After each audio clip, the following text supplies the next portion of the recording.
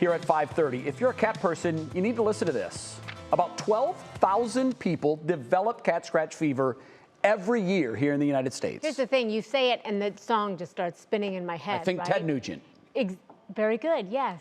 But it's real. This is a real thing, and we know this because our producer, Amanda Naylor, who's in the control room right now, just came back to work after she had a nasty bout of it. And first and foremost, we're so glad you're okay, Amanda. We are glad she's well. A warning, some of the pictures we're about to show may be a bit disturbing, but our senior health correspondent, Monica Robbins, explains what cat lovers need to know and how they can protect themselves.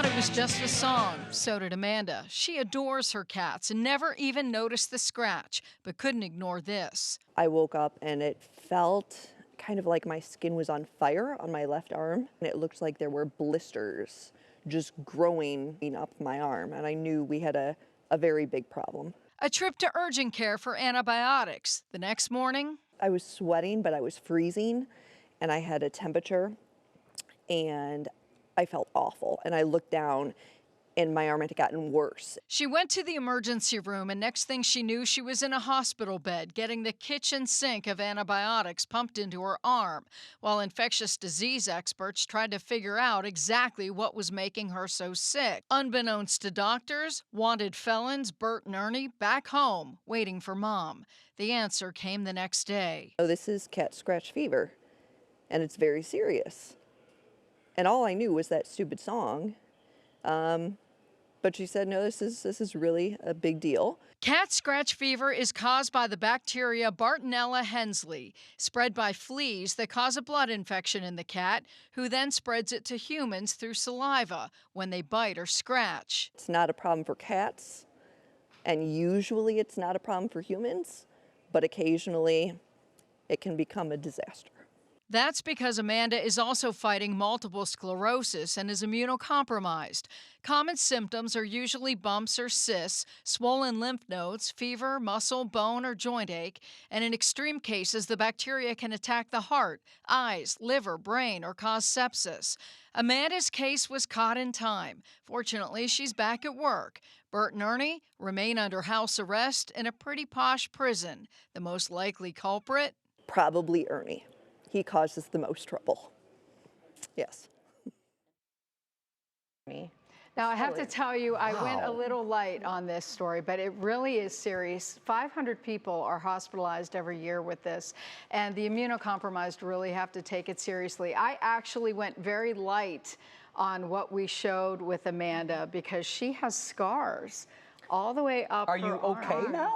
Yeah, I mean, I think I'm going to be So it lasted, okay. what, a week or? About 2 weeks. About 2 weeks. And I'm on antibiotics for another 2. Now, I thought, wrongly, that this was something that outside cats could bring in, but your cats are not outside cats. They're indoor. Bert and Ernie are indoor cats. They've never been outside other than, I'm assuming, when they were rescued. They're rescue cats. Right. So when they were born, they found them, by the side of the road. But how long have you had them? A year? A little more. Yeah, so, and typically they get it from fleas. So I told Amanda, get a flea comb. Somehow the cats probably got some fleas, and that's probably Now, how they I'm got wondering the if when they bacteria. were outdoor cats, before they were rescued, if they picked it up then, is this something that they then carry the rest of their lives? Or no, not typically? Not sure. Typically it's something that, they have it, and it's spread by fleas.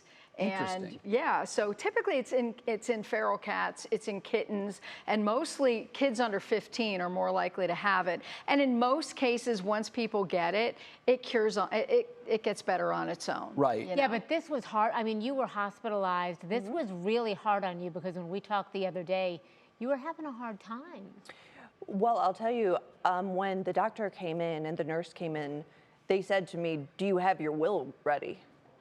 And that's troubling. yeah.